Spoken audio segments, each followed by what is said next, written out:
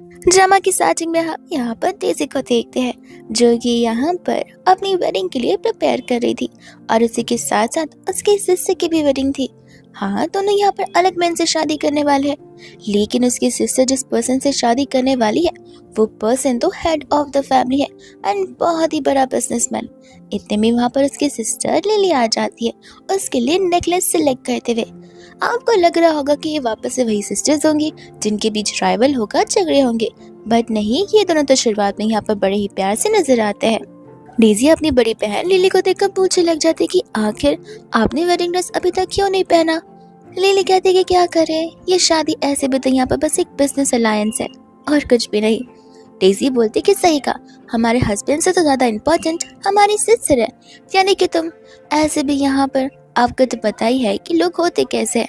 Lily कहती कोई बात नहीं, हम यहाँ पर एक साथ चीजों को सॉर्ट कर देंगे, और ऐसे भी तुम्हारा हस्बैंड दिखने में बहुत हैंडसम है। अब फाइनली यहाँ पर वेडिंग का टाइम आ ही जाता है, लेकिन उस समय यहाँ पर अचानक से स्टाफ आकर उन सभी को एक बैड न्यूज देता है कि जिस प्राइवेट जेट से वो लोग आ रहे थे उसमें यहाँ पर माल फंक्शन हो चुका है, जिस वजह से उन्हें यहाँ पर इस वेन्यू पर पहुंचने के लिए कुछ ज्यादा देरी हो जाएगी, विच मीन्स अब यहाँ पर इस वेडिंग को पोस्टपोन करना पड़ेगा। लेकिन तब तक यहाँ पर लिली आती और डिसीजन बनाते कि नहीं, वेडिंग पोस्टपोन नहीं होगी, वेडिंग यहाँ पर विदाउट ग्रूम ही होकर रहेगी। जिसके बाद में यहाँ पर इस बात को वो मिस्टर फू को पूछता है और वो लोग यहाँ पर अप्रूवल भी दे देते हैं। जिसके बाद यहाँ पर डेज़ी को वो उसके हस्बैंड की तरफ से रिंग पहना देती है। सभी लोग यहाँ पर लिली की तारीफ कर रहे थे कि भले चाहे यहाँ पर कुछ भी हो जाए, कितना ही डिफिकल्ट सिचुएशन क्यों ना हो, लिली के पास यहाँ पर सभी चीजों का सोल्यूशन होता है और वो बड़े कॉन्फिडेंटली यहाँ पर अपने सभी डिसीजंस लेती है। अब यहाँ पर वेडिंग तो खत्म हो जाती है और वेडिंग के बाद वो लोग यहाँ पर घर के आ रहे होते। दोनों सिस्टर्स इतनी ड्रंक थी कि 8 और 3 उन्हें आधे आधे नजर आ रहे थे, विच मीन्स दोनों यहाँ पर अलग अलग रूम में चली जाती है। लिली उस रूम में जाते जिस रूम में डेज़ी को जाना था और डेज़ी उस रूम में जिस रूम में यहाँ पर लिली को जाना था। फिर यहाँ पर तब तक दोनों ब्रदर्स भी आ जाते हैं, जिसमें से बड़े वाले भाई का नाम फू होता है तो छोटे वाले का शेन। उस समय यहाँ पर फू शेन से कहता है कि ध्यान रखना, वो छोटी सिस्टर है और थोड़ी सी डेलिकेट और इनोसेंट है, और इसी के साथ साथ यहाँ पर वो थोड़ी सी शॉर्ट टेम्पर भी है, तो अगर वो तुम पर चिल्लाए भी तो अपना गुस्सा कंट्रोल में रखना, उस पर चिल्लाना नहीं। तो वो अपने भाई को ओके बोलकर वहां से चला जाता है। वह दूसरा फू भी यहाँ पर दूसरे रूम में आ जाता है। उस समय जैसे यहाँ पर वो डेज़ी को देखता है उसे डाउट होता है कि कहीं वो गलत कमरे में तो एंटर नहीं कर गया, पर उसके हाथ में यहाँ पर जियांग फैमिली की रिंग होती है, वही रिंग जिस रिंग को यहाँ पर लिली ने डेज़ी को वेडिंग के टाइम पे दी हुई थी। तब उसे वो बड़ी सिस्टर समझते हुए यहाँ पर अप्रूव कर देता है। डेज़ी तो यहाँ पर खुद ब खुद फू को अपने पास लाती है और उसी बीच उन दोनों के बीच मेकआउट हो जाता है। वह दूसरा यहाँ पर देखते हैं शेन को जो कि एंटर करता है एंड वो लिली को देखता है। वो तो उसे यहाँ पर बीन बैग पर अकेला ही छोड़कर जाने वाला था, बट उसे लगता है कि नहीं, अब ये मेरी वाइफ है, अगर ये यहाँ पर सोई तो इसे ठंड लग सकती है, तो फिर वो उसे उठाकर ले जाने वाला था। लेकिन यहाँ पर तो लिली का अलर्ट मोड ऑन था। लिली ने यहाँ पर खुद फू या फिर शेन की शक्ल नहीं देखी, वो तुरंत ही यहाँ पर उसे अप्रोच करना शुरू कर देती है और यही चीज मेकआउट और एंटायर नाइट में बदल जाती है। एंड जैसे यहाँ पर मॉर्निंग होती है उन सभी को एक दूसरे की शक्ल नजर आ रही थी। लिली तो यहाँ पर शेन को धक्का मार देती है और वही दूसरे यहाँ पर होती है डेज़ी जो कि फू को देखते ही जोर से चिल्ला लेती है। आना इन चारों को समझ आ जाता है कि इन चारों ने गलती कर ली है। इतने में यहाँ पर फू का असिस्टेंट आकर बता रहा था कि सर, हम इस मैरिज को एक्सचेंज नहीं कर सकते, ओरिजिनली आपकी शादी यहाँ पर मिसेस लिली के साथ होने वाली है और वह वही होकर रहेगी बिकॉज वो एक बिजनेस अलायंस है, वही हेड ऑफ द फैमिली है और वही जियांग फैमिली को लीड करती है, और साथ साथ आप भी। आप दोनों की शादी इसलिए हो रही थी ताकि आप लोग मिलकर उस प्रोजेक्ट को आगे बढ़ा सके, लेकिन अगर आपकी वाइफ एक्सचेंज हो जाएगी तो फिर शेयर होल्डर के डिसीजन से बदल सकते हैं। लेकिन यहाँ पर वो अपना डिसीजन नहीं बदलना चाहता था, जिसके बाद में असिस्टेंट जाकर कहता है कि कोई बात नहीं, मैं कोई ना कोई रास्ता जरूर निकालूंगा। यहाँ पर लिली शेन को भी लेकर आ जाती है, जहाँ पर वो डेज़ी को देखती समझ जाती है कि इन दोनों के बीच भी नाइट स्पेंड हो चुकी है। वही दूसरे यहाँ पर लिली कहने लग जाती है कि हमें जल्द से जल्द कोई ना कोई डिसीजन से जरूर बनाने पड़ेंगे, जो हुआ उसे हम बुला तो सकते नहीं है, अब गलती हो गई तो फिर हो गई, जिस चीज को अब हमें यहाँ पर सुधारनी पड़ेगी। जो हुआ उसे हम बुला तो सकते नहीं है, अब गलती हो गई तो फिर हो गई, जिस चीज को अब हमें यहाँ पर सुधारनी पड़ेगी। माना कि यहाँ पर मेरी शादी तुम्हारे साथ होने वाली थी और तुम्हारी सिस्टर की मेरे छोटे भाई के साथ। लेकिन इसमें क्या हुआ, हम यहाँ पर एक्सचेंज कर लेंगे हमारी शादी को। तब यहाँ पर डेज़ी कुछ बात समझ नहीं पाती है एंड वो उन्हें समझाने लग जाता है कि देखो, ऐसे भी यहाँ पर पहले वेडिंग होने वाली थी और उसके बाद हम मैरिज सर्टिफिकेट लेने वाले थे। वेडिंग के दौरान हम वहाँ पर मौजूद नहीं थे, तो लोगों को पता नहीं होगा कि हमारी शादी किसके साथ हुई है। और ऐसे भी मैरिज सर्टिफिकेट लेने के बाद यहाँ पर अगर किसी ने उस सर्टिफिकेट को देख भी लिया तो हम कह देंगे कि प्रिंटिंग में एरर आ चुका है। लिली यहाँ पर डेज़ी से पूछ रही होती है कि क्या वो इन सभी चीज़ों को लेकर ठीक है, क्योंकि उससे यहाँ पर डेज़ी की मन की बात जानी थी। डेज़ी खुद यहाँ पर सोचती है कि गलती तो यहाँ पर हम दोनों की थी, हम दोनों यहाँ पर गलत रूम में थे, ऊपर से अंधेरा था जहाँ पर हम में से किसी ने भी कुछ ध्यान नहीं दिया। और वैसे भी सिस्टर की शादी यहाँ पर मिस्टर फू के साथ एक अलायंस की तरह हुई है, तो फिर मैं यहाँ पर उस पर इम्पैक्ट पड़ने नहीं दे सकती। जिसके बाद में यहाँ पर वो लिली से कहती कि हाँ, वो इस चीज़ को अप्रूव करती है। लिली यहाँ पर कहने लग जाती है कि अगर डेज़ी रेडी है तो मैं भी, अब हम यहाँ पर इस प्लान के अकॉर्डिंग वर्क कर सकते हैं। शैन कहने लग जाते कि एक सेकेंड, तुम तीनों मिलकर डिसाइड नहीं कर सकते? मैं भी तो यहाँ पर इस डिस्कशन का पार्ट हूँ, लेकिन मैं नहीं जानता कि हम इस चीज़ के वर्कआउट कर सकेंगे या फिर नहीं। लिली कहती कि क्यों, कल रात को यहाँ पर तुम्हें मेरा परफॉर्मेंस अच्छा नहीं लगा? और यहाँ पर वो उसे अपने क्लोज बुलाती है, ये कहते हुए कि अगर तुम इस चीज़ को तोड़ना चाहते हो तो फिर भी हम तोड़ सकते हैं। एंड यहाँ पर वो फू से पूछने लग जाती है कि क्या अगर तुम्हारा यहाँ पर तीसरा भाई है जिसके साथ मैं शादी कर सकती हूँ? शैन बोलता है एक सेकेंड, मैंने मना तो नहीं किया, मैं बस यहाँ पर रेस्ट्रिक्ट कर रहा हूँ चीज़ों को। ठीक है, अगर तुम तीनों रेडी हो तो फिर मुझे तो रेडी होना ही पड़ेगा, वरना यहाँ पर फैमिली प्रॉब्लम्स भी क्रिएट हो सकते हैं। जिसके बाद चारों यहाँ पर डिसाइड कर लेते हैं। लिली यहाँ पर डेज़ी से एक आखिरी बार भी पूछती है कि तुम श्योर हो ना कि तुम फू के साथ कंफर्टेबल रहोगी? डेज़ी कहते हैं कि हाँ, मैं कंफर्टेबल ज़रूर रहूँगी। जिसके बाद में यहाँ से लिली और शैन तो चले जाते हैं। और उस समय यहाँ पर डेज़ी को बिलीव नहीं हो रहा था, वो पर्सन जो कि कल तक यहाँ पर उसका ब्रदर इन लॉ था आज उसका हस्बैंड बन गया। उन दोनों के बीच ऑकवर्ड सा साइलेंट था। तब यहाँ पर वो खुद ही बातें करना शुरू कर देती है और वो उसे हस्बैंड कहकर बुलाती है। ये कहते कि आज तुम यहाँ पर बहुत अच्छे दिख रहे हो। तब तो यहाँ पर फू को बिलीव नहीं होता कि डेज़ी ने उसे यहाँ पर हस्बैंड बुलाया है। तब वो उसे मना कर देता है क्योंकि उसे हस्बैंड सुनने की आदत नहीं थी। लेकिन डेज़ी भी इस बात का बुरा नहीं मानती है। वो कहती कोई बात नहीं, मैं यहाँ पर तुम्हें फ़िलहाल तुम्हारे नाम से एड्रेस करूँगी और धीरे धीरे यहाँ पर तुम यूज्ड भी हो जाओगे। इसके बाद में हम यहाँ पर देखते हैं जहाँ पर कंटिन्यूसली वो बैठकर सिर्फ चिप्स खाई जा रही थी और वो चीज़ें यहाँ पर फू को डिस्टर्ब करने लग जाती है, बिकॉज यहाँ पर कुछ रूल्स एंड रेगुलेशंस है अकॉर्डिंग टू फू फैमिली की एल्डेस्ट डॉटर इन लॉ, जो कि यहाँ पर डेज़ी को फॉलो करनी होती है। तब वो डेज़ी से कहता है कि हमें बात करनी चाहिए और डेज़ी को ठीक ऐसे ही लगता है जैसे लिली उससे बात कर रही हो। वो उसे यहाँ पर एकदम अटेंटिवली सुनना शुरू कर देती है, जहाँ पर वो उसे समझाते कि देखो, अब तुम यहाँ पर इस फैमिली की यंगेस्ट डॉटर इन लॉ नहीं रही, तुम सबसे बड़ी डॉटर इन लॉ बन चुकी हो, जहाँ पर तुम्हें मेरे साथ कुछ इवेंट्स में भी जाने पड़ेंगे और इन इवेंट्स में जाकर यहाँ पर मेरे साथ परफॉर्म भी करना पड़ेगा। तो फिर कुछ चीज़ें हैं जिसे तुम्हें फॉलो करनी पड़ेंगी as a eldest daughter in law. Daisy कहती कि आई नो, एंड तुम चिंता मत करो, मैं मेक श्योर करूँगी कि मैं वो सभी नॉर्म्स को फॉलो करूँ। ये सुनते ही यहाँ पर उसे लगता है कि शायद से वो समझ गई, बट वो इतने में यहाँ पर चिप्स के बैग के अंदर कुछ ढूंढना शुरू कर देती है। और तब फू को लगता है कि शायद से ये मेरी बातें समझी नहीं है, लेकिन उस समय तो वो चिप्स नहीं बल्कि फू के लिए सूप ढूंढ रही थी, जो कि उसने यहाँ पर अपनी आंट से कहकर बनवाया था, क्योंकि फू को सुबह से सर्दी जो लग चुकी है। एंड तब फू को यहाँ पर रियलाइज होता है कि उसने तो यहाँ पर डेज़ी को मैरिज के फर्स्ट दिन ही मिसअंडरस्टैंड कर लिया और वही दूसरे यहाँ पर वो उसे अपने साथ इसके बाद में होम टाउन चलने के लिए कहता है, जहाँ पर सभी फैमिली मेंबर्स रहते हैं। जब यहाँ पर वो लोग घर पर बहुत से है उस समय तो यहाँ पर डेज़ी बहुत नर्वस थी। वो फू से यहाँ पर रिक्वेस्ट करती कि प्लीज़ इन केस अगर यहाँ पर मम्मा पापा मुझे पसंद नहीं करेंगे तो फिर क्या प्लीज़ तुम यहाँ पर कोई बहाना ढूंढकर मुझे जल्दी से यहाँ के बाहर निकाल दोगे। वो कहता है कि तुम फिक्र मत करो, अगर तुम्हें ज़रा सा भी अनकंफर्टेबल लगा तो तुम मुझे यहाँ पर इशारे कर देना, मैं कोई बहाना मारकर हम दोनों को वहाँ से बाहर निकलवा दूंगा। फिर वो लोग जब अंदर की ओर जाते हैं वो लोग यहाँ पर अपने पेरेंट्स को ग्रीट करते हैं। अंकल कहते कि जो अनहोनी थी अब तो वो हो चुकी, लेकिन मेक श्योर करना कि हमारी फैमिली की रेपुटेशन 1% भी डाउन नहीं होनी चाहिए। ऐसा बोलकर यहाँ पर फू को अपने स्टडी रूम में आने के लिए कहते हैं। एंड यहाँ पर डेजी आंटी के साथ बैठ जाती है बातें करने के लिए। आंटी यहाँ पर बहुत ही काइंड होती है और वो यहाँ पर डेजी को अपने खानदान के पुष्टि ब्रेसलेट दे देती है। वो ब्रेसलेट को देखते ही यहाँ पर डेजी उन्हें बहुत ज्यादा आंकी बोलना शुरू कर देती है। और वह दोस्त हम यहाँ पर अंकल को देखते जो कि ऑनेस्टली बहुत रूड थे। वो यहाँ पर फू से कहते कि देखो गलती तो यहाँ पर हो गई है, लेकिन हमें भी पता कि डेजी किस टाइप की वुमन है। तो मैं तुम्हें बताना चाहता हूँ कि यहाँ पर वो सीरियस कभी होगी या नहीं होगी, इस बात का मुझे कोई आइडिया नहीं है।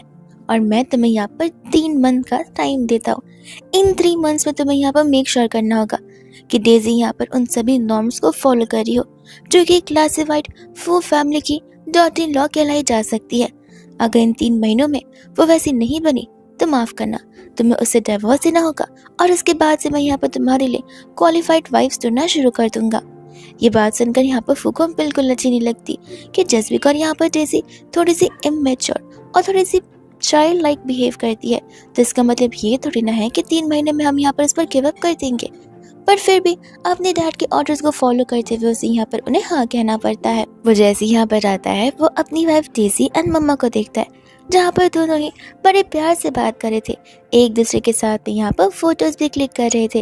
डेजी कहते कि घर पहुँचती जिसमें आप सबसे ज्यादा ब्यूटीफुल लग रही है वो फोटोज यहाँ पर मैं आपको सेंड कर दूंगी। फू के आती यहाँ पर डेजी उसे क्वेश्चन करती है कि कहीं फादर इन लॉ ने तुम्हें यहाँ पर चिल्लाया तो नहीं। फू कहता कि नहीं, आखिर वो क्यों ऐसा करेंगे। डेजी बोलते कि आई नो कि वो बहुत स्ट्रिक्ट है और ऐसे भी उन्हें यहाँ पर फैमिली रेपुटेशन की बहुत बड़ी है। मैं यहाँ पर अपनी सिस्टर की तरह फेमस नहीं होना और ना ही फैमिली को लीड करती हूँ, तो शायद मुझे लगा कि वो मुझे नहीं पसंद करते होंगे और उसने उन चीज़ों की वजह से तुम पर चिल्ला दिया होगा। फू कहता है कि नहीं, तुम बस ओवरथिंक कर रही हो।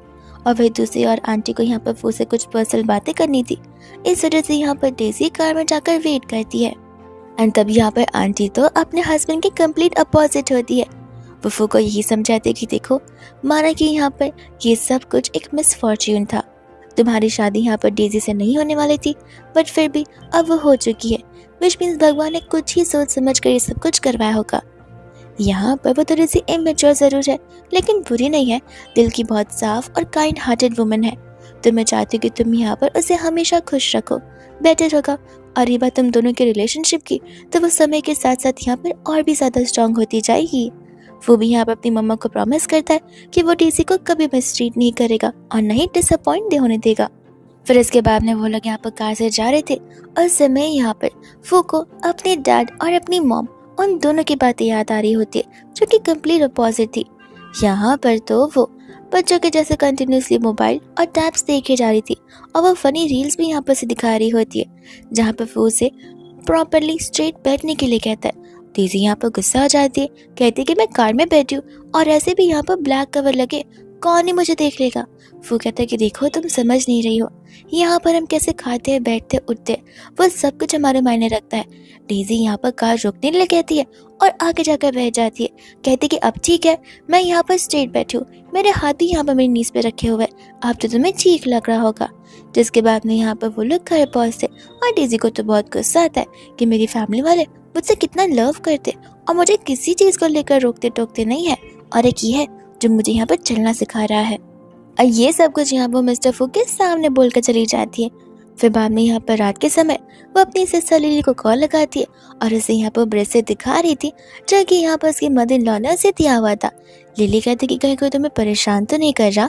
डेजी बोलते कि नहीं अंकल, आई मीन फादर थोड़े से स्ट्रिक्ट तो है लेकिन कोई बात नहीं, समय के साथ साथ तो मुझे भी पसंद करने लग जाएंगे। लिली कहती कि देखो अगर तुम्हें यहाँ पर कोई भी प्रॉब्लम हुई तो फिर तुम मुझे तुरंत ही बताना, होल्ड बैक मत करना। और वही दूसरा यहाँ पर फॉलो कर रही होती है शेन को। शेन कहने लग जाता है कि आखिर तुम मुझे फॉलो क्यों कर रही हो। लिली कहती कि वो इसलिए क्योंकि तुम यहाँ पर कोई इमेच्योर बिहेवियर ना कर दो और इस वजह से यहाँ पर मुझे भुगतना पड़े। जैसे ही यहाँ पर वो यू टर्न लेता है उस लोकेशन से वैसे रिपोर्टर्स आ जाते उसकी फोटोज लेने के लिए एंड यहाँ पर तो वो उसे ब्लॉक ही कर देते हैं एंटायर रास्ता उसका।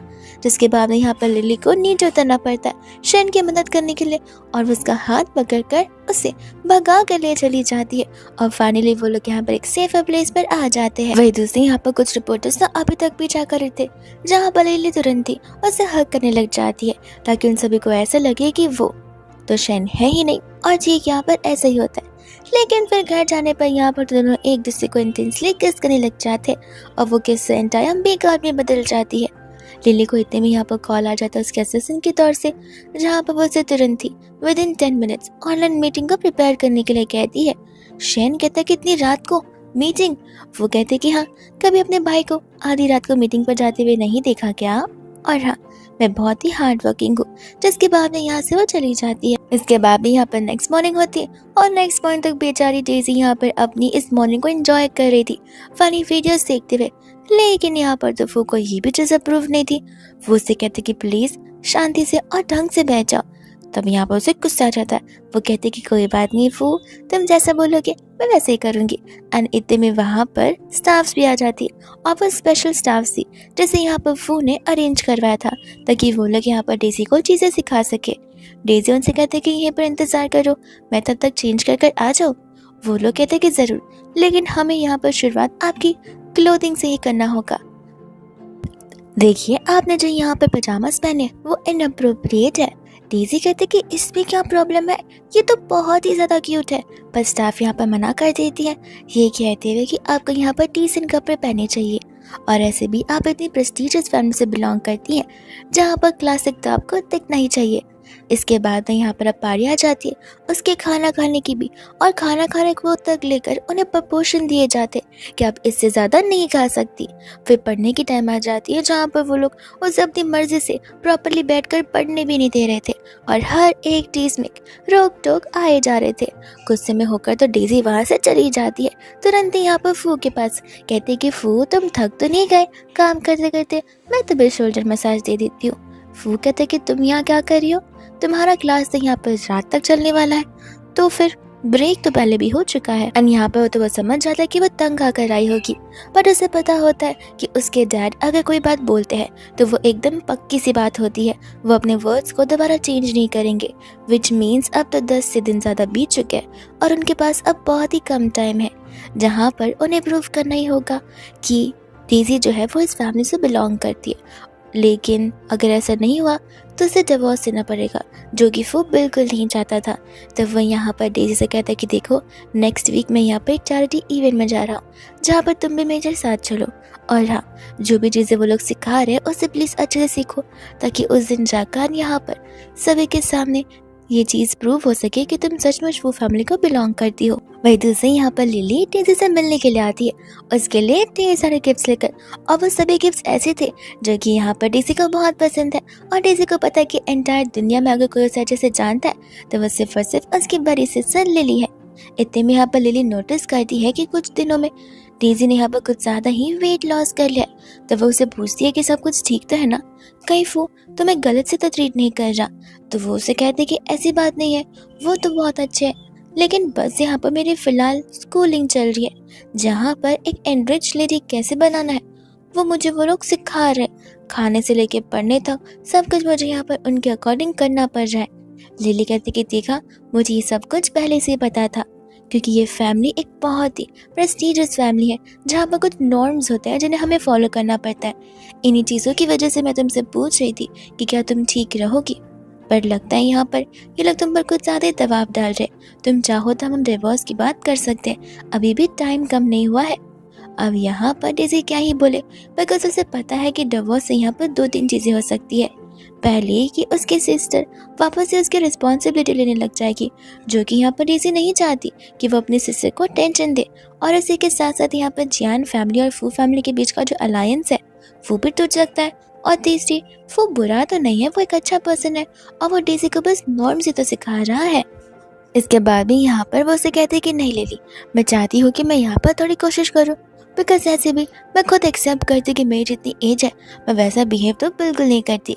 लिली कहती कि हाँ बट खुद पर ज़्यादा प्रेशर मत डालना, तुम्हें पता है ना मेरे लिए अगर कोई चीज़ इंपॉर्टेंट है तो वो तुम हो। एंड डेजी को ये बात सुनकर अच्छा लगता और ऐसी बात बहुत ही पहले से बताती। वही दूसरी यहाँ पर बैठे बैठे सोच रही थी कि फू भी तो ह्यूमन है, उसकी भी तो कोई वीकनेस हो सकती है। और इस चीज़ के लिए यहाँ पर वह शेन को कॉल लगाती है और शेन को पूछने लग जाती है। तब शेन यहाँ पर कहता है कि मेरे भाई की वीकनेस तो कुछ है नहीं, लेकिन हाँ अगर तुम उसके सामने क्लिंजी एक्ट करोगी और क्यूट एक्ट करोगी तो फिर शायद से यहाँ पर वो पिघल सकता है। तो वो उसे थैंक यू बोलती है और कॉल कट करने वाली थी, बट शैन कहते कि एक सेकेंड, मेरी भी तो हेल्प कर दो। क्या कोई ऐसी चीज़ है जो कि तुम्हारी सिस्टर की हॉबी है या फिर उसे पसंद हो? यहाँ पर डेज़ी को पता होता है कि उसकी सिस्टर बिजनेस के अलावा दिमाग में और कुछ भी नहीं लाती, बट वो यहाँ पर शैन को बताती है कि कल मेरी सिस्टर का बर्थडे है, तुम उसके लिए केक मंगवा सकते हो, लेकिन हाँ, ध्यान रखना कि केक ज़्यादा स्वीट नहीं होना चाहिए, उन्हें ज़्यादा स्वीट चीज़ें नहीं पसंद है। जिसके बाद शैन सोचता है कि उसे तब यहाँ पर लिली के लिए प्लानिंग करनी ही पड़ेगी। वही दूसरी यहाँ पर होती है डेज़ी, जो कि फू के पास चली जाती है और वो जानबूझ के यहाँ पर उसके ईयर से क्लोज आती है, जहाँ पर फू तो तुरंत ही उसे अपने आप से दूर कर देता है, बिकॉज ये सभी चीज़ें उसे टर्न ऑन जो कर देती है। और उस समय यहाँ पर वो उसे कहता है कि देखो प्लीज़ अच्छे से प्रिपेयर कर लेना। जिसके बाद में यहाँ पर उसे बता दे कि उन्हें सेपरेट रूम में ही सोना पड़ेगा। ये सुनकर तो वो मन ही मन बहुत खुश होती है कि अगर मैं और वो सेपरेट रूम में सोएंगे तो रात भर मैं यहाँ पर मूवीज देख सकती हूँ और स्नैक्स खा सकती हूँ। तो वो उसे यहाँ पर सैडली कहते कि ठीक है, मैं अकेली सो जाऊंगी। लेकिन जाते जाते यहाँ पर बहुत खुश थी। इनफैक्ट उसका तो नाइट शो अभी से ही शुरू हो चुका था। लेकिन तब तक तो यहाँ पर वो आकर दरवाजा नॉक करने लग जाता है। डेज़ी सोचती कि मैं ओपन नहीं करूंगी तो वो चला जाएगा, और वो वैसे ही सोचती है और स्नैक्स खाना शुरू करती है। लेकिन इतने में यहाँ पर से पानी की जरूरत पड़ती है, जहाँ वो तुरंत ही बाहर भागती है और वो तभी भी बाहर खड़ा था। तो वो उसके पैर पकड़ कर नाटक करना शुरू कर देती है कि क्या प्लीज मैं यहाँ पर तुम्हारे बेडरूम में नहीं सो सकती तुम्हारे साथ, मुझे बेडरूम ज्यादा कुछ पसंद नहीं है। और वह जानबूझकर इसलिए सब कुछ बोलती है ताकि वो उसके स्नैक्स को देख ना ले। जिसके बाद में वो उसे अलाउ करता है। यहाँ पर वो उसे जब चादर उड़ा रहा था तो वो कंटिन्यूसली अपना बनी मांग रही थी, तो वो उसका बनी लेने चला जाता है उसके बेडरूम में, और तब उसे सभी स्नैक्स दिख जाते हैं। जिसके बाद में यहाँ पर उसे बनी तो देता तो है, लेकिन यहाँ पर डेज़ी के लिए उसका हाथ ही काफी होता है। वह दूसरी ओर शैन अपनी प्रैक्टिस कर रहा था और अपने न्यू सॉन्ग के लिरिक को कंपोज कर रहा था, क्योंकि वो बहुत बड़ा सिंगर जो होता है। और वही दूसरी यहाँ पर लिली आ जाती है और ये टास्क उसके लिए और भी सिंपल हो जाता है, बिकॉज वो सॉन्ग यहाँ पर फर्स्ट लव वाला था और लिली भी अब यहाँ पर उसकी फर्स्ट लव बनी चुकी है, तो लिरिक्स सीखना उसके लिए और भी आसान हो जाता है। और इसी के साथ साथ ये पूरा का पूरा डेकोरेशन उसने ही किया था ताकि यहाँ पर वो लिली को एक अच्छा हैप्पी बर्थडे कर सके, वो भी रात के 12 बजे। तब वो यहाँ पर उसे विश भी करता है, जहाँ पर लिली उसके हाथों से गिटार लेकर खुद भी एक सॉन्ग गाती है और गिटार भी प्ले करती है। अब शैन को लग रहा था कि शायद से उनकी क्लोजनेस बढ़ सकती है, बट लिली तो यहाँ पर वापस से मीटिंग की बात करना शुरू कर देती है। अब लिली तो जा चुकी थी, तो फिर यहाँ पर केक को वो खुद खाने लग जाता है। और वो फर्स्ट टाइम था जहाँ पर सबसे पहली बार उसने उस केक को टेस्ट किया था आफ्टर अ लॉन्ग टाइम। उसे याद था कि बचपन में बस एक बार उसे केक खिलाया गया था और उसके बाद कभी नहीं। तो वो अपने भाई को कॉल करके रहता है कि केक इतने टेस्टी होते हैं और तुम मुझे कहा करती थी कि वो बहुत कड़वे होते हैं, आखिर तुम इतने छोटे क्यों हो? तब उसका भाई उसे बताता है कि क्या तुमने खाया है उसे? वो कहता है कि हाँ खा रहा हूँ, बहुत टेस्टी है और भी खाऊंगा, पूरा केक ही मैं खत्म कर दूंगा। और तब यहाँ पर वो उसे बताता है कि तुम्हें क्रीम से एलर्जी है, इसलिए हमने तुम्हें आज तक केक दिया नहीं है। ये सुनने पर तो वो बेचारा एलर्जिक रिएक्शन के बारे में वहीं पर बेहोश हो जाता है। वही दूसरे यहाँ पर डेज़ी घर पर जाती है, जहाँ पर वो अपने साइड की कजिन्स को इंट्रोड्यूस करवाई थी फू से एक एक कर, और वो धीमी आवाज में यहाँ पर फू से कहते कि मुझे इनमें से कोई भी नहीं पसंद। ये लोग हमेशा यहाँ पर मुझे उन तीनों से कंपेयर करते रह जाते। डेज़ी को एक बात समझ नहीं आती कि ये दोनों तो नॉर्मली यहाँ पर घर के कपड़ों में बैठती है, लेकिन आज इतना अड्रेसिव बन ठन के क्यों बैठी है? और वही दूसरे यहाँ पर फूकी और उन तीनों की बातें होना शुरू हो जाती है, जहाँ पर डेज़ी को बहुत ही लेफ्ट आउट फील हो रहा था। उसे लग रहा था कि शायद से इतना मुझसे ज़्यादा ब्यूटीफुल है और करेजियस है, इसलिए यहाँ पर फू को पसंद आई होंगी। लेकिन यहाँ पर फू का ध्यान डेज़ी पर भी होता है। वो उसे टाइम टू टाइम पानी पिला रहा था। इतने में जब यहाँ पर जाने का समय आता है तब जानबूझ के यहाँ पर वो लड़की उस प्लेट को गिरा देती है और यहाँ पर इंसान डेज़ी पर डाल देती कि तुम भी ना शुरुआत से कितनी क्लमजी हो। और जानबूझ के यहाँ पर तीनों एक एक करके यहाँ पर डेज़ी को टॉन्ट मारना शुरू कर देती कि आखिर ये कैसी रिच वुमन है। उतने में यहाँ पर फू अपने हाथों से उसके शूज को क्लीन करता है और उन सभी को मुंह तोड़ जवाब देता है कि देखो वो मेरी वाइफ है, और ऐसे भी न जाने यहाँ पर गलती किससे हुई, बट वो एक गलती तो है। जस्ट बिकॉज यहाँ पर प्लेट गिर गया इसका मतलब ये नहीं कि तुम सभी मिलकर मेरी वाइफ को इतना ज़्यादा क्रिटिसाइज करोगी। और ऐसे भी एक वेल्दी फैमिली के नॉर्म्स रेगुलेशंस क्या होते हैं ये तुम में से किसी को कैसे पता होगा। जिसके बाद में यहाँ पर वो डेज़ी को लेकर वहाँ से चला जाता है उन लोगों तो बिलीव हो ही नहीं रहा था कि सचमुच फू ने यहाँ पर डेजी के शूज खुद के हाथों से क्लीन किए और उसने उसका साइड तक लिया। फिर इसके बाद ही यहाँ पे वो लोग कार में बैठे हुए थे, जहाँ पे वो फू को थैंक यू बोलने लगती है उसका साइड लेने के लिए, और उसी के साथ साथ यहाँ पे वो उसे प्रॉमिस भी कर दिए वो सचमुच एक क्लासी लेडी बनकर दिखाएगी, जो कि यहाँ पर फू फैमिली को एकदम फिट बैठे। और साथ ही साथ वो उसे छोटी सा किस भी करती, वही किस जो कि यहाँ पर उसे शन ने बताया था, जिससे यहाँ पर फू पिघल जाता है। वही दूसरा हम यहाँ पर देखते हैं लिली को, जो कि अपने काम में बहुत ही ज़्यादा बिजी थी। फाइनली उसे टाइम मिल जाता है जहाँ वो अपना फ़ोन चेक करती, तब डेजी ने उसे यहाँ पर ढेर सारे ऑडियोज भेजे थे पूरे दिन की बात बताते हुए कि किस तरीके से वो घर पर गई और घर पर एक बार फिर से उन तीनों ने मिलकर उसे बिगाड़ने की कोशिश की, लेकिन यहाँ पर फू ने अपने हाथों से उसके शूज़ को क्लीन किया। ये सभी बातें सुनकर लिली को भी अच्छा लगता है कि फू यहाँ पर एकदम अच्छे से उसे ट्रीट कर जा रहा है, और क्रीम से उसे फिर याद आता है शन के एलर्जिक रिएक्शन के बारे में, तो वो उसे यहाँ पर एड्रेस मांग लेती है हॉस्पिटल का, ताकि वो पर्सनली जाकर उसे विजिट कर सके। एंड जब यहाँ पर उसे पता चलता है कि लिली आ रही है, तो वो जानबूझकर अपने शर्ट की बटन्स को ओपन कर देता है ताकि वो यहाँ पर लिली को सेड्यूस कर सके।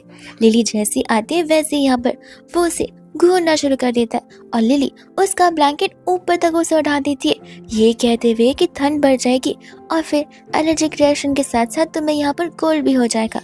उसी के साथ साथ यहाँ पर वो उसके लिए पॉट जैसे बना कर लाई थी, जो कि यहाँ पर शन खाने से मना कर देता है बिकॉज उसे वेजेस नहीं पसंद है। और लिली कहती कि चुपचाप खा लो, वरना रात पर यहाँ पर भूखा रहना पड़ेगा, क्योंकि मैं तुम्हें बाहर का खाना खाने नहीं दूंगी। और जब यहाँ पर वो उसका ख्याल रख रही थी, तब वो यहाँ पर जानबूझकर उसे किस करता है और कहते कि माफ करना, तुम्हारा फेस इतना क्लोज था कि मेरा लिप्स टच हो गया। जिसके बाद वो उसे कहती कि कोई बात नहीं, मैं पूरी रात यहीं पर रुकी हूँ, बुक रीड कर रही हूँ, अगर तुम्हें कुछ हुआ तो मुझे बता सकते हो। जिसके बाद में तो यहाँ पर वो उसका हाथ पकड़ कर सोने लग जाता है। मॉर्निंग होती है तब तक लिली वहाँ से जा चुकी थी। उसने यहाँ पर उसे कहा था कि जैसे तुम डिस्चार्ज हो जाओगे मुझे बताना, हमें ओल्ड हाउस भी जाना है यहाँ पर पेरेंट्स से वापस मिलने के लिए। और उसी के साथ साथ यहाँ पर वो उसके लिए गिफ्ट भी छोड़ कर गई थी, जिससे कुछ समय बाद शन यहाँ पर डेजी का कॉल लगा लेता है, जो कि चिप्स भी खाई थी, गेम्स भी खेली थी और एक साथ शन से भी बात करी थी। शन कहते कि मैं तुमसे कुछ पर्सनल क्वेश्चन पूछूं, क्या तुम मुझसे आंसर करोगी? डेजी बोलते कि देखो, अगर तुम्हें ये पूछना कि तुम मेरी सिस्टर को परस्यू कर पाओगे या नहीं, तो बिल्कुल नहीं, क्योंकि तुम उसकी टाइप के तो बिल्कुल नहीं हो। शन कहते कि तुम ऐसे कैसे बोल सकती हो? वो कहते कि ऑफ कोर्स, मेरी सिस्टर दिखने में बहुत ब्यूटीफुल है, इंटेलिजेंट है, स्मार्ट है, तुम तो क्या, दुनिया का कोई भी मैन यहाँ पर मेरी सिस्टर पर गिव अप नहीं करेगा। और ऐसे भी वो बहुत पिकी है, उसे तो यहाँ पर पहले मेन से बहुत हेट होता था, बट आई डोंट नो कि तुम दोनों के बीच में क्या होगा। तब वो यहाँ पर डेजी से टिप्स मांगना शुरू कर देता कि आखिर उसे क्या करना चाहिए। और डेजी कहते कि क्या तुमने पहले कभी किसी को डेट नहीं किया है? शैन कहता कि तुम्हें तो पता ही है ना कि मैं एक सिंगर हूँ, डेट करना तो दूर की बात है, लड़कियों से मिलना भी मेरे लिए रिस्ट्रिक्टेड था। जिसके बाद डेजी उसे कुछ एडवाइसेस देती है एंड तब तक फू आकर उसका फोन कट कर देता है, उसके हाथ से टैबलेट और स्नैक्स सब कुछ छीन लेता है। और उसके बाद यहाँ पर वो बुक और पेन लेकर सभी की सभी चीजें डेजी को पर्सनली सिखाना शुरू कर देता है। इसके बाद में यहाँ पर होती है डेजी, जो कि यहाँ पर फू को कॉल करती है, पूछते कि क्या तुम यहाँ पर ऑफिस में हो और बिजी हो? फू कहते कि हाँ, मुझे आने में भी देरी हो जाएगी। डेजी कहते कि ठीक है, तुम काम करो, मैं घर पर आराम कर लेती हूँ। और ऐसा बोलकर कॉल कर तुरंत ही यहाँ पर वो कैरियोके में अपने फ्रेंड्स के साथ एंजॉय करने लग जाती है और ढेर सारे सॉन्ग्स भी गाती है। लेकिन तब तक यहाँ पर फू उसी कैरियोके की जगह पर आ जाता है। उसे देखकर तो यहाँ पर डेजी के सभी फ्रेंड्स जाकर भाग जाते।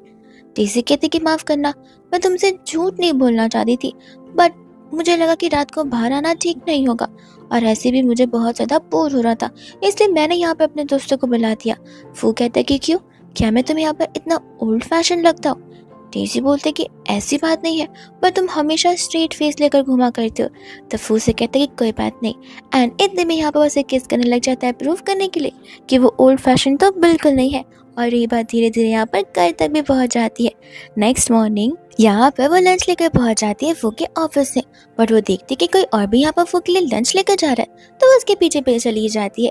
एंड यहाँ पर वो होती है उसकी सेक्रेटरी, जो कि फू के लिए लंच लेकर आई थी, और उसके डिफरेंट मोटिव्स भी होते जहाँ पर वो फू को अपने बातों में कब्जा करना चाहती है। लेकिन वो यहाँ पर चला जाता है डेजी के पास में और उन सभी को उसकी वाइफ से इंट्रोड्यूस करवाता है, जिसके बाद में यहाँ पर उन्हें माफ़ी मांगकर वहाँ से जाना पड़ता है। तब यहाँ पे वो उसे बता रही थी कि देखो ये सभी खाने मैंने यहाँ पर अपने हाथों से तुम्हारे लिए बनाए हैं, जो कि यहाँ पर फू को बहुत पसंद आता है। वो जाकर यहाँ पर उसे दूसरे रूम में वेट करने के लिए कहता है बिकॉज वो एक मीटिंग में जा रहा था। और मीटिंग के बाद यहाँ पर उसे कॉल आता है स्टाफ की तरफ से। वो स्टाफ जिसे यहाँ पर फू ने स्पेशली इन्वाइट किया था उसे सब कुछ सिखाने के लिए। तब वो स्टाफ यहाँ पर बता रहे थे कि किस तरीके से मैडम ने तो यहाँ पर बहाने ढूंढ लिए।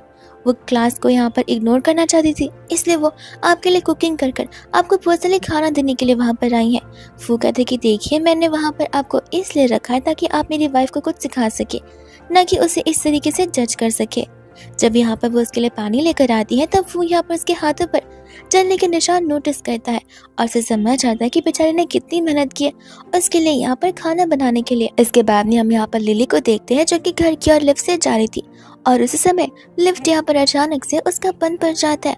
वो बहुत ज्यादा घबराने लग जाती है, लेकिन यहाँ पर लिफ्ट का नेटवर्क बहुत ही स्लो एंड कम था। वो जैसे ना तैसे कर शेन को कॉल लगाती है, बट यहाँ पर पूरी बात कन्वे नहीं हो पाती और वो बहुत ही ज़्यादा घबराने लग जाती बिकॉज लिफ्ट में यहाँ पर बंद होना उसके चाइल्डहुड ट्रॉमा में से एक है। उसके बाद में यहाँ पर तुरंत ही शेन आता है और उसे उठाकर घर ले चला जाता है। तब यहाँ पर जब वो होश में आती है तब वो उसे बताती है कि किस तरीके से बचपन में वो 3 बार यहाँ पर लिफ्ट में लॉक हो चुकी है, जहाँ पर बहुत समय तक कोई आ ही नहीं पाया था। तब तो उसके पास फ़ोन भी नहीं था और इसी वजह से यहाँ पर एक बार तो उसकी जान जाते जाते बची है। और यहाँ पर वो उसे थैंक यू बोलते हैं उसे बचाने के लिए। शेन तो यहाँ पर बहुत खुश हो जाता है कि अब तो वो उसके ऊपर थोड़ा बहुत डिपेंडेंट होने लगी है एंड यहाँ पर उस पर ट्रस्ट भी करने लगी है। घर जाकर यहाँ पर डेज़ी लिली को कॉल लगाती है, बट यहाँ पर शेन इस कॉल को कट कर देता है और डेज़ी समझ भी जाती है कि जरूर शेन ने कॉल कट किया होगा बिकॉज उसे पता है कि चाहे यहाँ पर सिचुएशन क्यों ना हो, उसके सिस्टर इंपॉर्टेंट मीटिंग में क्यों ना हो, लिली हमेशा उसका कॉल यहाँ पर पिक करती है। फिर इसके बाद में हम यहाँ पर देखते हैं वो स्टाफ्स को जो कि यहाँ पर एज यूजुअल डेज़ी को सभी चीजें सिखा रहे होते हैं और पहले से कुछ ज्यादा यहाँ पर डेज़ी ने इम्प्रूवमेंट किया भी था, लेकिन इतनी जल्दी स्नैक्स को छोड़ पाना उसके लिए बहुत डिफिकल्ट था।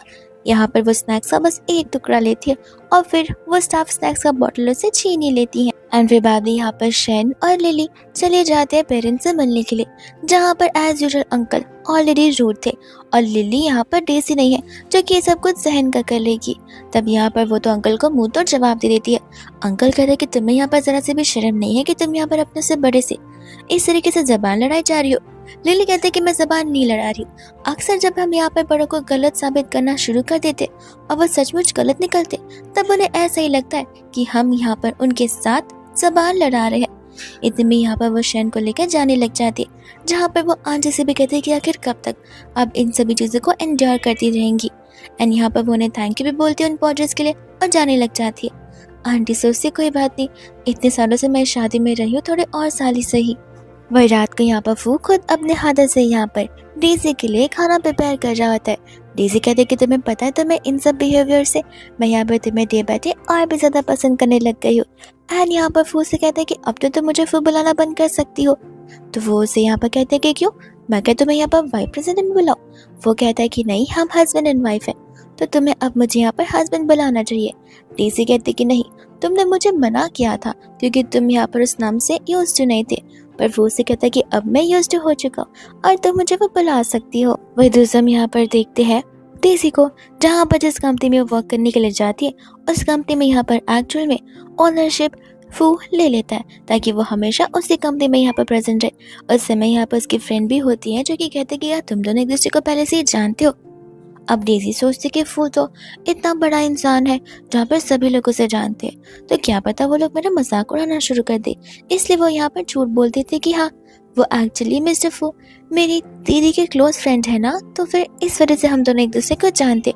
और ये बात फू को पसंद नहीं आती कि आखिर यहाँ पर डेज़ी उनके रिलेशनशिप को छुपाने की क्यों कोशिश कर रही है। वही दूसरे जब यहाँ वो लोग घर पर आते तब फू में और डेज़ी में इसी बात को लेकर आर्ग्यूमेंट हो जाती कि आखिर यहाँ पर डेज़ी सभी के सामने उनका रिलेशन क्यों नहीं आइडेंटिफाइड करना चाहती है। अब डेज़ी बाद में यहाँ पर अपने बेडरूम में जाकर लिली को कॉल लगाती है एंड सोचती है इस बात को शेयर करने के लिए, बट उसे लगता है कि नहीं, लिली को यहाँ पर वो और टेंशन स्ट्रेस नहीं देना चाहती, इसलिए वो कुछ नहीं बोलती, बस नॉर्मली बात कर कॉल कट कर देती है। वही दूसरे यहाँ पर वो ड्रिंक होकर घर पर आता है, जहाँ पर उसे समझ नहीं आ रहा था कि वो उससे बात भी करे या फिर नहीं। वो उसके दरवाजे के बाहर घंटों तक खड़ा था और फिर भी अंदर नहीं जाता और अपने स्टडी रूम का चला जाता है जहाँ पर डेज़ी ने उसके लिए ऑलरेडी गिफ्ट लेकर रखा हुआ था, जो गिफ्ट उसे बहुत पसंद आता है। और उसे रियलाइज होता है कि इन दी एंड डेज़ी उसकी फिक्र तो करती है। जिसके बाद में यहाँ पर वो उसके पास जाकर पर्सनली उन चीज़ों के लिए उससे सॉरी बोलने लग जाता है। जिसके बाद में यहाँ पर डेज़ी सामने से उसे पूछती है कि क्या तुम्हें इस बात का बुरा लग रहा है कि मैंने अपनी फ्रेंड्स के सामने और कंपनी के सामने तुम्हें एज ए हस्बैंड एक्सेप्ट नहीं किया और अपनी आइडेंटिटी रिवील होने नहीं दी। वो कहने लग जाती कि हाँ, आई थिंक शायद से तुम यहाँ पर मुझसे फ़िलहाल कंफर्टेबल नहीं हो और तुम्हारे सेकंड थॉट भी है। तो वो उससे बताता है कि नहीं, ऐसी कोई बात नहीं है। डेज़ी यहाँ पर बताने लग जाती है कि वो एक्चुअली तुम्हें तो पता ही है कि सभी मुझे यहाँ पर इमेच्योर बुलाते।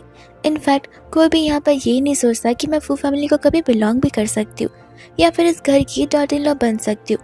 इसलिए कोई यहाँ पर तुम पर मजाक ना बना कर रख दे या फिर कोई तुम पर ब्लेम ना करे, इसलिए बस मैं इन सभी चीज़ों को बोलना नहीं चाहती थी।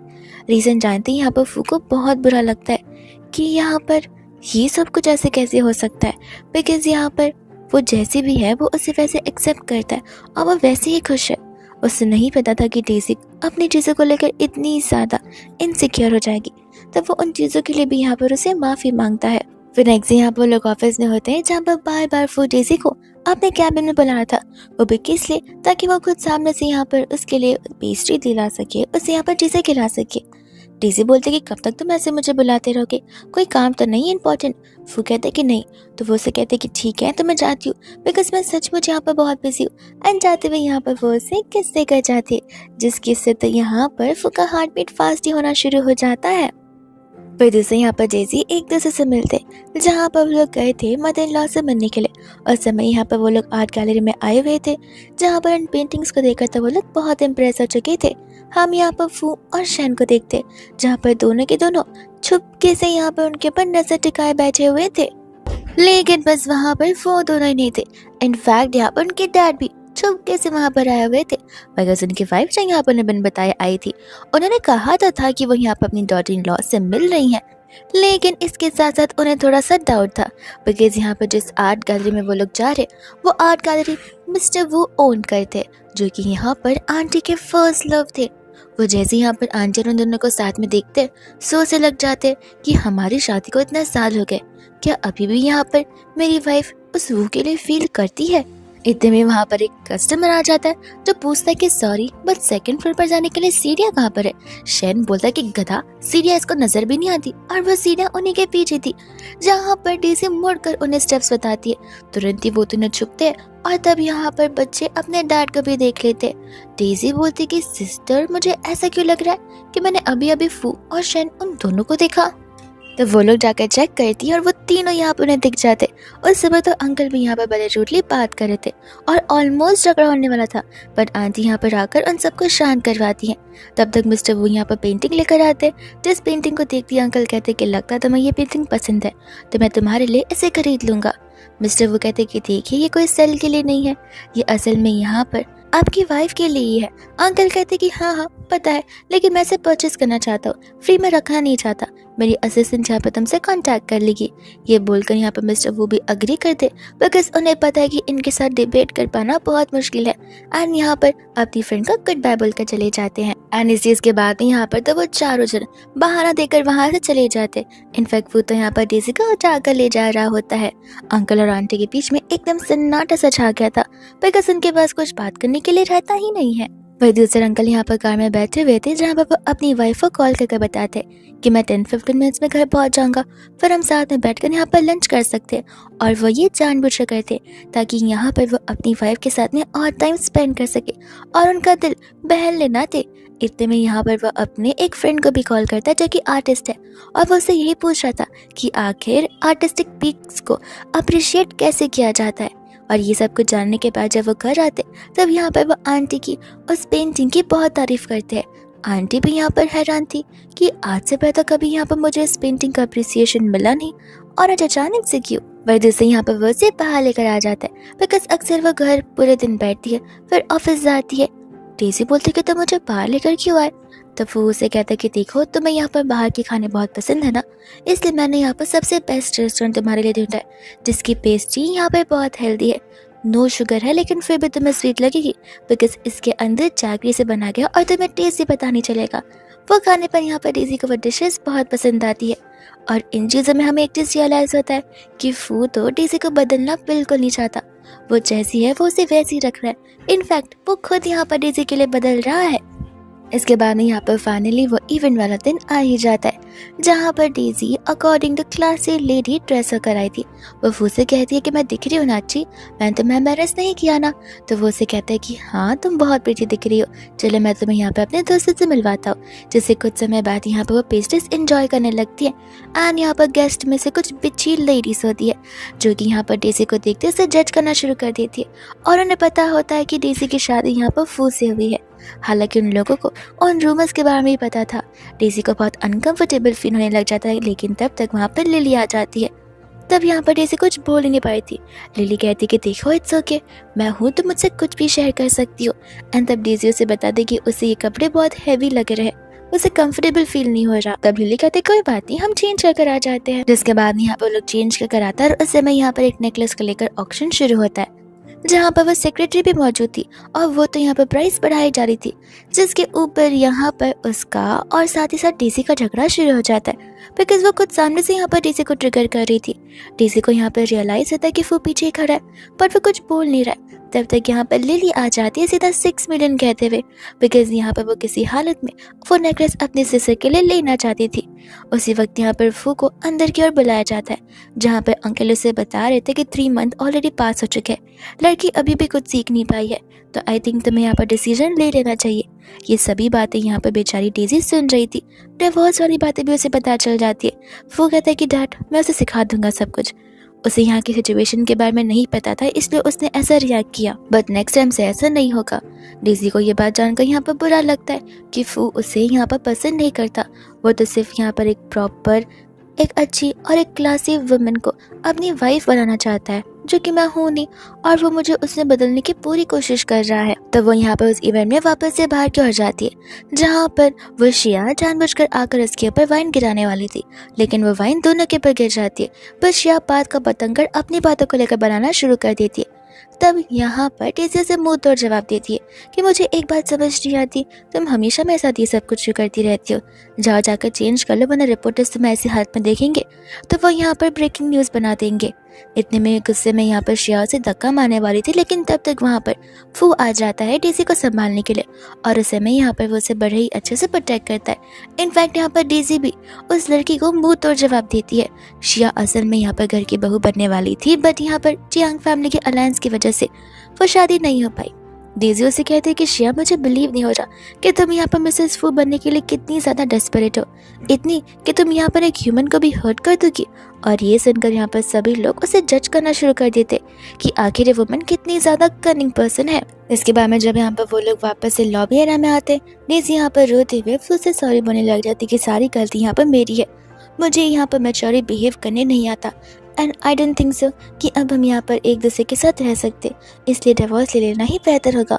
फू को बिलीव नहीं होता कि डेज़ी सामने से डिवोर्स वाली बात कर रही है। तब तक यहाँ पर अंकल आ जाते और इस सेकंड मैटर के लिए यहाँ पर वो डेज़ी पर चिल्लाते हैं। फू को बहुत गुस्सा आता है अपने डैड के ऊपर, बट वो यहाँ पर अपने डैड के सामने एक आवाज़ भी नहीं उठा पा रहा था। इतने में वहाँ पर शैन आ जाता है और साथ साथ लिली भी। एंड शैन यहाँ पर लिली को समझा रहा था इस मैटर से बाहर आने के लिए, बिकॉज ये मैटर पर्सनली डेज़ी का और फू का है। लिली कहती कि देखो मैं तुम्हारी तरह तुम्हारे डैड से डरती नहीं हूँ और मैं इन जस्टिस के खिलाफ जरूर बोलूँगी। वो मेरी सिस्टर है, उसने भले गलती की हो या ना की हो, मेरा पूरा हक बनता है यहाँ पर उसके साइड लेना और उसे प्रोटेक्ट करना। और मैं उसे लेकर फिलहाल यहाँ से जा रही हूँ। नेक्स्ट मंडे हम यहाँ पर सीधा सिविल ब्यूरो मिलेंगे ताकि हम यहाँ पर डिवोर्स को सर्टिफाइड करवा सके। ऐसा बोलकर वो वहाँ से उसे लेकर चली जाती है। और बस इतना ही नहीं, तब तक यहाँ पर आंटी भी आ जाती है गुस्से में कि लिमिट्स होती है चीज़ों की भी। आखिर तुम यहाँ पर परफेक्ट वुमन किसे बनाना चाहते हो? एक काम क्यों नहीं करते, एक एआई सिस्टम को खरीद कर रोबोट बनवा लो और उसे इस घर की डॉटर इन लॉ बनवा लो। आज तुम लोगों ने जो यहाँ पर किया है डेज़ी के साथ वो बिल्कुल ठीक नहीं है और मैं भी डिवोर्स फाइल कर रही हूँ और वो भी कल के कल। ऐसा बोलकर आंटी वहाँ से चली जाती है। यहाँ पर तो शन को बहुत गुस्सा आ जाता है। वो कहता है कि देखो आप दोनों डिवोर्स ले सकते हो लेकिन मैं नहीं, बिकॉज मैं यहाँ पर अपनी वाइफ को बहुत लव करता हूँ और मैं उसे छोड़कर नहीं जाना चाहता। इतना सब कुछ बोलने पर भी यहाँ पर अंकल और फू तो कुछ बोलते ही नहीं है। शन का गुस्सा और बढ़ जाता है। वो कहता है कि मुझे बिलीव नहीं हो रहा। फू, यहाँ पर तुम अपनी वाइफ को लेकर इतने इग्नोरेंट क्यों बनते हो? क्या तुम कभी उसके लिए कोई स्टैंड नहीं ले सकते? और आप तो यहाँ पर मॉम के साथ इतने सालों से है कि आप दोनों को समझ भी आ रहा है कि आप दोनों के इग्नोरेंस की वजह से और आप दोनों की इस अक्कड़ की वजह से ये सब कुछ होता आ रहा है। लगता है यहाँ पर आप लोगों को अपनी प्रेस्टीज फैमिली से ज़्यादा और कुछ इम्पोर्टेंट है ही नहीं कि पर्सनली सामने वाला क्या सुनता है। अकेले खुद ही शादी कर लेना। ऐसा बोलकर यहाँ से वो चला जाता है। वही दूसरे यहाँ पर अंकल सोचते कि कोई बात नहीं, बस मेरी वाइफ थोड़ी सी गुस्सा है, रात को मैं यहाँ पर से सॉरी बोल दूंगा, प्रॉब्लम सॉल्व हो जाएगी। और ये बात तुम्हारी वाइफ की, तो वो तो सचमुच बहुत नटोरियस है। वो एक स्पॉइल्ड वुमेन है जहाँ पर उससे डिवोर्स दे देना ही ठीक होगा। तब वो यहाँ पर अपने डैड से कहते कि देखिए, आप डेज़ी को ऐसे नहीं बुला सकते। प्रॉब्लम यहाँ पर डेज़ी में कुछ भी नहीं है। वो मेरी वाइफ है और मैं उसे डिवोर्स नहीं दे सकता। बात सिंपल सी है। ये बात सुनते यहाँ पर तो अंकल को और गुस्सा आ जाता है। वह दूसरा यहाँ पर वो घर पर जाते अपना सारा लगेज ले जाने के लिए। तब यहाँ पर फू से रुकता है, कहते कि देखो, गुस्से में और इम्पल्सिवनेस में आकर ये डिसीजन तुम्हें नहीं लेना चाहिए। डेज़ी कहती कि नहीं, मेरा जो डिसीजन है वो मेरी सिस्टर का भी डिसीजन है। ऐसा नहीं कि वो मुझे यहाँ पर प्रवोक कर रही है।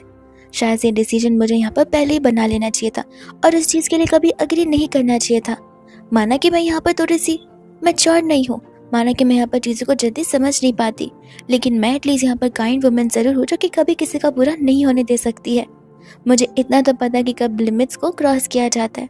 ऐसे भी शुरुआत में मुझे लगता था कि ठीक है, मैं एक बेटर वुमेन बनकर दिखा सकती हूँ, मैं भी यहाँ पर अपनी सिस्टर जैसे बनूंगी। बट मैं लिली नहीं हूँ, मैं डेज़ी हूँ। मेरी अपनी खुद की एक पर्सनैलिटी है और मैं यहाँ पर ज़बरदस्ती वो पर्सन नहीं बन सकती जो मैं बिल्कुल नहीं हूँ। और ऐसे भी तुम रहो अपने डैड के साथ में, तुम मानो उनकी बातें, बट मैं यहाँ पर एक बात समझ चुकी हूँ कि लव वो नहीं है जिसके लिए फाइट कभी नहीं किया जा सकता। और ऐसा उसे गुड बाय बोलकर वो वहाँ से चली जाती है। और वही दूसरा, जब यहाँ पर वो अपने स्टडी रूम में बैठा था, तब कंटिन्यूसली यहाँ पर उसे डेज़ी की याद आ जाती थी। वो हर एक मोमेंट जहाँ पर डेज़ी दिन में ऐसा एक सेकंड भी नहीं जाता जब वो सैड होती है, अपसेट होती है, वो एवरी टाइम यहाँ पर एकदम चार्मिंग रहती है और एनर्जेटिक रहती है। तब यहाँ पर उसे डेज़ी की कमी महसूस होना शुरू हो जाती है। वही दूसरा यहाँ पर शन से कॉल करता है एंड कहता है कि क्यों, अब समझ में आ रहा है कि डेज़ी के बिना तुम्हारे यहाँ पर दिन तक है, तुम्हारी जिंदगी भी खराब जा सकती है। वो यहाँ पर कॉल कट करने वाला था, बट यहाँ पर शन कहते कि सुन लो, तुम्हारा छोटा भाई ही हूँ, एडवाइस ही दूंगा, तुम पर चिल्लाऊंगा नहीं। तब यहाँ पर वो एडवाइस देते हुए समझाता भी है, बट वो फिर भी यहाँ पर उससे कॉल को कट कर देता है। एंड इसके बाद में हम यहाँ पर देखते हैं वो के रियल साइड को, जो कि यहाँ पर हैवीली ड्रिंक करने के बाद आता है। वो उस बनी को लेकर पकड़ कर बैठा हुआ था जो कि यहाँ पर डेज़ी को बिलोंग करता है, और वो बस यही सोच रहा था कि आगे डेज़ी घर वापस कब आएगी। इतने में यहाँ पर आ जाता है शन, जहाँ पर शन उसे डेज़ी दिखाई दे रही होती है। वो बड़ी प्यार से उससे बात करता है। शन को कुछ समय बाद रियलाइज होता है कि वो उसे डेज़ी समझ रहा है, बिकॉज यहाँ पर वो उसे किस करने के लिए आगे जो बढ़ रहा था, तो वो उसे समझा रहा होता है, लेकिन फिर भी वो नहीं समझता। वो कहता है कि डेज़ी, मैं सब समझ रहा हूँ, अब तो तुम यहाँ पर अपने आप को डेज़ी भी नहीं बुलाना चाहती, सिर्फ और सिर्फ मेरी वजह से। एंड शन को अपने खुद के भाई को ही एक पंच मारना पड़ता है ताकि वो चुपचाप से सो जाए और ऐसे ड्रामे ना करे। वही दूसरी यहाँ पर लिली और डेज़ी एक साथ में होते हैं, जहाँ पर लिली डेज़ी से पर्सनली पूछती है कि तुम एक बार ये लेके भूल जाओ कि यहाँ पर फू का कोई डैड है, और अब तुम मुझे बताओ कि क्या तुम यहाँ पर फू को एक्सेप्ट करोगी? अगर वो तुम्हारे पास आता है, क्या तुम यहाँ पर सचमुच उसके साथ लाइफ स्पेंड करना चाहती हो, या फिर क्या तुम उसे पसंद करती हो? डेज़ी के पास इन सभी चीज़ों का कोई आंसर नहीं होता, बिकॉज वो कंफ्यूज थी। उसे खुद समझ नहीं आ रहा था कि अगर वो सब कुछ है भी तो फिर क्या यहाँ पर फूस के लिए फाइट बैक करेगा भी। तभी यहाँ पर लिली उसे एक वीडियो दिखा रही थी, वो वीडियो जो कि यहाँ पर शन ने लिली को भेजा हुआ था फू का, जहाँ पर वो किस तरीके से बार बार डेज़ी का नाम लेके जा रहा था और उसे वापस आने के लिए कह रहा था। वही दूसरे बाद में हम यहाँ पर देखते हैं डेज़ी को, जो कि नेक्स्ट से जब ऑफिस में आती है तो उसके लिए प्यारा सा बुके प्रिपेयर किया हुआ था। एक ऐसा बुके जहाँ पर वो उसके सभी स्नैक्स रखे हुए थे। उससे पता था कि वो किसने प्रिपेयर किया, और उसमें यहाँ पर सॉरी का नोट भी था, पर फिर भी यहाँ पर वो बेचारी बहलाती फिसलाती नहीं है। वो चुपचाप यहाँ पर बैठती और फाइल अंदर देने के लिए जाती है, जहाँ पर फूस से बात कर उसे सॉरी बोलना चाहता था, लेकिन डेज़ी ये सब कुछ बिल्कुल नहीं सुनना चाहती थी। वो कहती कि माफ़ करना, मैं वो परफेक्ट वुमेन नहीं बन पाऊंगी जैसा तुम चाहती हो, इसलिए बेहतर होगा अगर हम सेपरेट हो जाए तो। ऐसा बोलकर वो वहाँ से चली जाती है। वही दूसरा यहाँ पर देखते हैं शेन को, जो कि कंटिन्यूसली इतनी तन भी लिली का इंतजार कर रहा होता है। तब वो लिली को समझाते कि देखो, मैं तुमसे डिवोर्स लेना नहीं चाहता, बिकॉज इसलिए क्योंकि मैं तुमसे लव करता हूँ, और अगर इस चीज़ के लिए मुझे अपने डैड को भी छोड़ना पड़े तो छोड़ दूंगा, और अपनी मॉम को भी अपने साथ लेकर आ जाऊंगा। बट मैं तुम्हें और अपनी मॉम को अपने आप से सेपरेट होने नहीं दे सकता। इतने में यहाँ पर दोनों एक दूसरे को किस करने लग जाते, जहाँ पर लिली को रियलाइज तो होता कि शन एटलीस्ट यहाँ पर उनकी तरह थिंकिंग तो नहीं रखता। वही दूसरे में यहाँ पर देखते अंकल को, जो कि आंटी का 8 गाली तक रात तक पीछा कर रहे होते। जब यहाँ पर वो को और आंटी को एक साथ देखते, तब गुस्से में अपने पैर को यहाँ पर वो भी एक कॉलम से मारते, वो कॉलम जिनसे उनका पैर तो यहाँ पर टूट ही जाता है ऑलमोस्ट। फिर बाद में यहाँ पर वो घर जाते, जहाँ पर उनके पैर में अलग से पेन था और दिल में अलग से पेन। वही दूसरा जब यहाँ पर वो घर पर जाते, तब यहाँ पर देखते कि किस तरीके से डिवोर्स का नोटिस उनके घर तक आ जाता है। एंड यहाँ पर आंटी इस बार अपने आप को चुनना चाहती है, ना कि अपने फैमिली को, बिकॉज वो इतने सालों से अपनी एंटायर लाइफ अपनी फैमिली को डेडिकेट करती आई है और अपने सभी दोस्तों को बुला चुकी है। बट इस बार यहाँ पर वो अपने पैशन को फॉलो करना चाहती है। वही दूसरे हम यहाँ पर देखते हैं लिली को और शन को, जो कि यहाँ पर एक बड़े से रैबिट को लेकर आ जाते हैं डेजी को अपलिफ्ट करने के लिए। वो रैबिट यहाँ पर डेजी के लिए बहुत सारी चीज़ें लेकर आया था, वो भी छोटी छोटी, जो कि यहाँ पर डेजी को हैप्पी करती है। लेकिन तब यहाँ पर डेजी को पता चलता कि वो रैबिट फूई है। वो यहाँ पर मास्क हटाता है एंड सॉरी बोलता है, ये कहते हुए कि मुझे पता ही था कि यहाँ पर मैं अपने डैड से भी फाइट कर सकता हूँ। मुझे हमेशा लगता था कि मैं अगर अपनी डैड की बातों को मानूंगा, समझूंगा और सुनूंगा तो सब कुछ सॉर्ट हो जाएगा, सब कुछ यहाँ पर प्लान के अकॉर्डिंग वर्क करेगा। बट नहीं, अब मैं समझ चुका हूँ जहाँ पर मुझे अगर कोई चीज़ चाहिए और कोई चीज़ गलत है तो उस चीज़ के लिए मुझे मेरे डैड से फाइट ज़रूर करनी पड़ेगी, और अगर वो चीज़ तुम हो तो मैं यहाँ पर कुछ भी कर सकता हूँ। डेजी को यहाँ पर अच्छा लगता है कि एटलीस्ट वो उसे यहाँ पर रियश्योर तो कर रहा है। तब यहाँ पर वो उसे थैंक यू बोलने लगते हैं, वो दोनों एक दूसरे को किस करते, विच मीन्स कि अब यहाँ पर कपल्स के बीच में सब कुछ सॉर्ट हो चुका था, और साथ साथ आंटी भी अपने पैशन को फॉलो कर रही होती है। एंड इसी के साथ ये ड्रामा यहीं पर हैप्पीली एंड हो जाता है।